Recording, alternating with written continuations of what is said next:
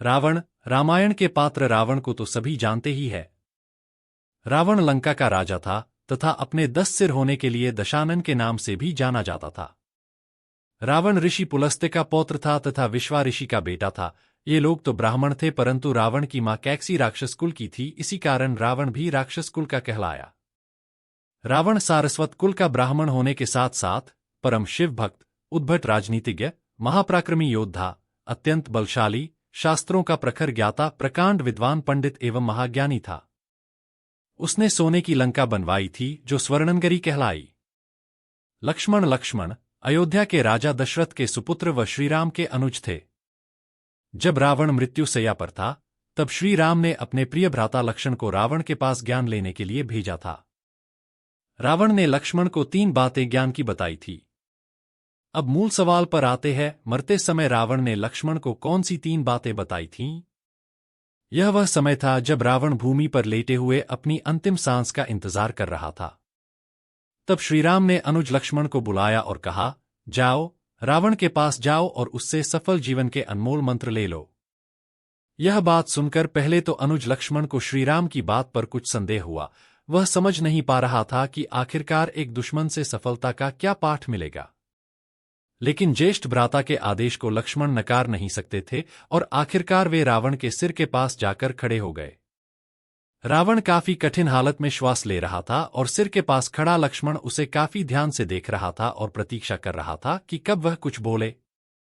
लेकिन रावण ने अपने मुख से एक शब्द ना कहा और निराश होकर लक्ष्मण अपने भाई श्रीराम के पास लौटा और कहा कि रावण तो कुछ कह ही नहीं रहे। तब श्रीराम मुस्कुराए और बोले, जब हमें किसी से शिक्षा प्राप्त करनी हो तो कभी भी उसके सिर के पास खड़े नहीं होना चाहिए। जाओ, रावण के चरणों के पास जाकर हाथ जोड़कर प्रार्थना करो, वे तुम्हें सफलता की कुंजी अवश्य प्रदान करेंगे। श्रीराम के यह वचन सुनकर लक्ष्मण को अचंभा हुआ, लेकिन आज्ञानुसार उसने ठीक वैसा ही किया जैसा प्रभु चाहते थे।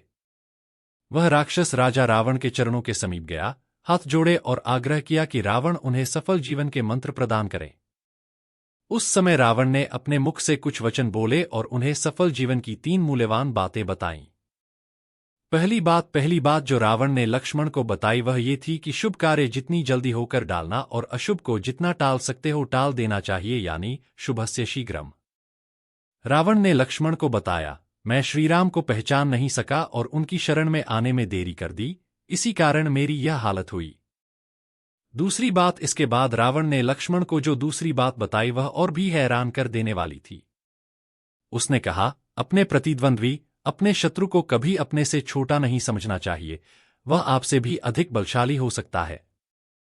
मैंने श्रीराम को तुच्छ मनुष्य समझा और सोचा कि उन्हें हराना मेरे लिए काफी आसान होगा, लेकिन यही मेरी सबसे बड़ी भूल थी।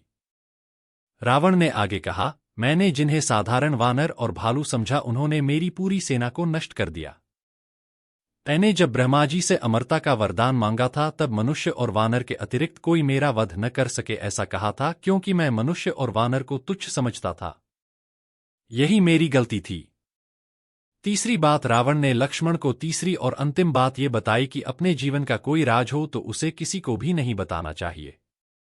यहां भी मैं चूक गया, क्योंकि विभीषण मेरी मृत्यु का राज जानता था। अगर उसे मैं यह ना बताता तो शायद आज मेरी यह हालत ना होती।